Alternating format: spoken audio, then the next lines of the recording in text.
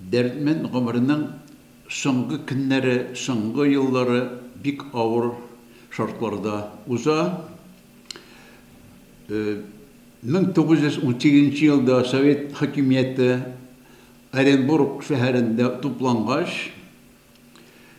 аларның иң беренче булып вакыт басмаханәсе хөкүмәткә алына.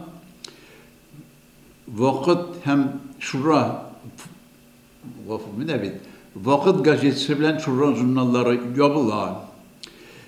Һәм Дәртмәнкә, Рәмиевләргә шушы көннәрдән башлап үзләренең кул астында булган приискаларын хөкүмәткә тапшыруны башларга кирәклеге әйтелә.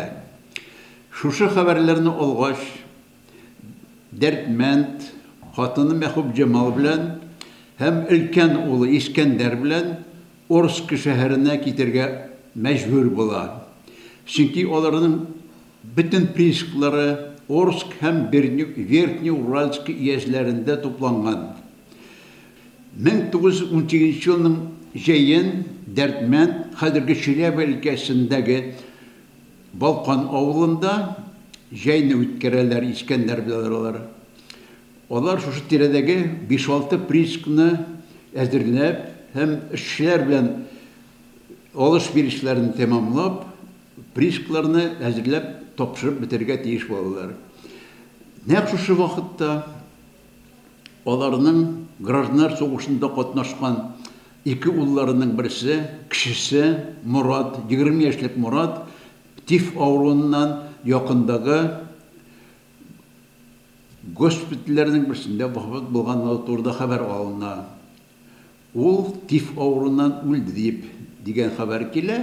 Һәм әлбәттә инде ата-анага иң беренче зур авырлык шушыннан килә. Аларның туган бер уллары 1914 елдагы сугыш башлангач чит илдә торып калган була. Ул Гариф Рәмиев.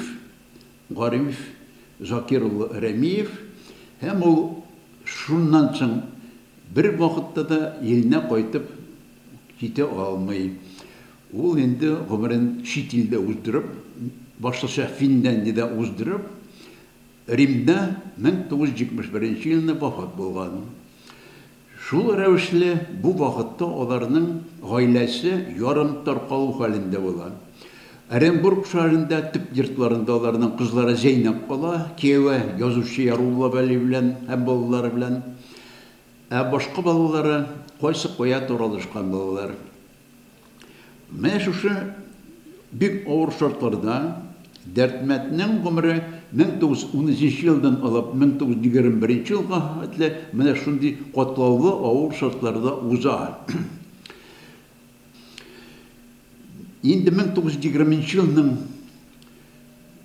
ахырларыннан, җәй ахырларыннан башлап Дәртмәнд һәм бөтен милкеннән бөтен милкен хөкүмәткә тапшырып бетереп, бөтен дусларыннан аерылган килеш, һәм гаиләсендәге төрле авырлыклар кичерә, менә шушындый хәлдә кала. 1920 елда аларның беренче киленнәре Дәртмәнднең әнисе нәселеннән булган Шәрифзада Дашкова да шушук еллардагы килеп чыккан авырудан тифтән вафат була дип хәбәр итәләр урындагы кешеләр. Ләкин аның улы, бу Шәрифзаданың улы Бәшир ага Рәмиев белән очрашканда, ул безгә әйтте инде, ул авырудан гына түгел, ул беренче бәбиен тапканда да табу вакытында вафат булган. Димәк, бу авыру да булганданың һәм шушы вакыйга да аның үлеменә китергән. Бу вакыйга 1920 елның сентябрь урталарында булса кирәк. Менә шулай итеп, инде шул 1921 киләсе елда, 21 елда Дәртмәнднең өлкән кызы Өмме Гөлсем, ул Оренбургта шулай яшәгән, авыру, бик каты авыру турында хәбәр алына. Дәртмәнд җыенып Оренбургка чыгып китә. Ул вакытта Оренбург белән Орск шәһәре арасында әле тимер юл төзелә башлаганлыктан, ул товар поездында Оренбургка бара. Кызының соңгы хәстәрләнгән бөтен вазифаларын үткәреп, кызын җирләп, яңадан Орскка кайтырга чыга. Һәм кызының 4 баласы була, 4 кыз була. Шуларның 2 кичкенәсен үзе белән алып китә ул, чөнки икәүләре дә авыру була. Менә шушы балаларны кочаклап алып кайтып җиткәч тә озак яшәми, 1921 елның октябрь башында ул инде бу дөнья белән саубулаша. Менә шундый фаҗигалы, бик катлаулы тормыш үткәннән соң, әлбәттә, аңа шулай дөньядан китү күз алдына китерелгән инде төрле хәлләр булырга мөмкин. Авырып та киткән булырга мөмкин. Кайбер газеталар аны тифтән үлде дип язалар. Мөхәммәд абыйга үлендә аны тифтән үлде дип яза. Әмма Мәхүб Җамалның җәмәгатенең сеңлесенең кызы Әсма дигән кыз, аның көндәлекләре сакланган. Ул жүзни бронхит авыруыннан үлде дип яза. Һәм врачлар дәртмәннең йөрәге бик таушалган булган, йөрәге булай озакка түзмәс иде дип хәбәр иттеләр дип әйтә инде. Дәртмәнне җирләүдә күп кенә кеше катнаша. Мин 50-нче елларда Орск шәһәрендә эшләгәндә, шуларның берсе Бурнаевлар нәселендә приказчик булып эшләгән Мәсгуд абзый Шәмсетдин белән без очрашып сөйләштек. Ул инде җирләүдә катнашкан һәм 45-нче елда аның кабер ташын яңадан төзәтеп куйган кеше була. Бурнаевлар Оренбург шәһәрендә, Орск шәһәрендә, менә бит будан. Орск шәһәрендә иң зур байлардан саналган татар байлары саналганнар индалар. Ул инде Мустафа Бурнаев Мәскәү белән дә сәүдә иткән, Урта Азия илләр белән дә сәүдә иткән бай кешеләрнең берсе булган. Хәзер 30-нчы елларда яңадан оешкан яңа шәһәр җирендә анда татар авылы була. Ильяс дигән авыл, шул авыл каберлегендә җирләнгән. Гадәттә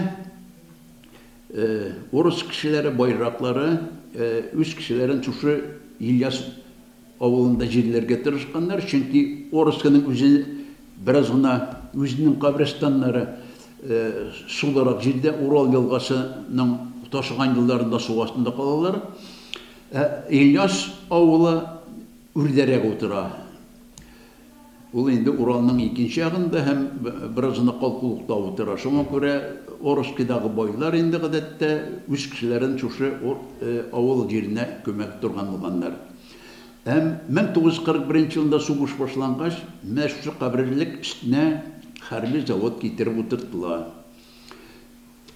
Инде 45 елда әле сугыштан соң шул ук Орск кешеләре хәбәр итүенчә, әле Дәртмәннең кабере шул заводның читендәрәк, кыйма читендәрәк урнашкан була. Аның әле кабер ташларын әйтәм бит, Мәсгуд абый төзәтеп, утыртып, нитеп киттем дә ди.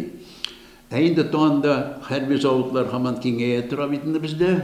Шуннан соң инде ул без әйтик 94-нче елда Зөфәр Бәширов белән фотога альбом әзерләргә барганда, ул инде ул территория тулаем завод карамагында калган иде. Мин 1950-нче еллар урталарында Орск шәһәренә эшкә билгеләндем. Һәм шул көндән башлап Дәртмәнне беренче мәртәбә Дәртмән дигән язучының булуын ишеттем.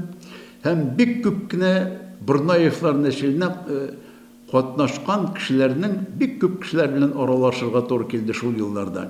Һәм менә шушы кешеләр, аның туганнары, Мәхүб Җамалның туганнары, миңа бик күп кенә Дәртмәннең балалары турында да истәлекләр сөйләделәр. Дәртмән белән Мәхүб Җамалның 8 баласы була. Шуның Фуат дигән уллары, 1903 елда туган уллары яшьли үлә, бала чакта үлә, калганнары барысы да исән-сау 20'шер яшькә җиткәннәре бар инде, һәм шуннан арттырып җибәргәннәре бик күп кенә. Шулардан мин алар биргән шушы орыски кешеләре биргән адреслар буенча Зәйнәп апа Вәлиева белән таныштым. Ул Дәрдмәнднең икенче кызы була, өченче кызы була, гафу.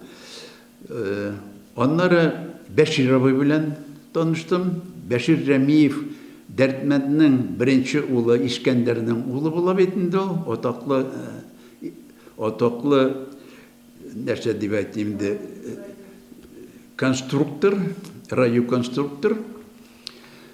Һәм Уфада яшәүче Дәрдмәнднең шулай улы белән, Искәндәрнең икенче улы Равил белән очраштым. Ул Уфада әле 95-нче елларда исән иде. Без 94-нче елда соңгы мәртәбә аның белән очраштык.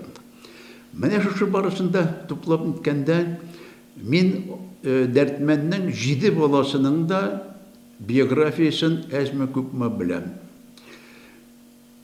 Менә бу чорда аның оныкларыннан, туган балалардан миңа хәзерге вакытта исән булганнары Уфада яши 2 оныгы. Алар өчәүне мин икесен күреп белмим, икесен беләм. Һәм хәзерге вакытта Мәскәүдә Бәшир абыйның улы Искәндәр шулай ук яши, исән сау әле алар.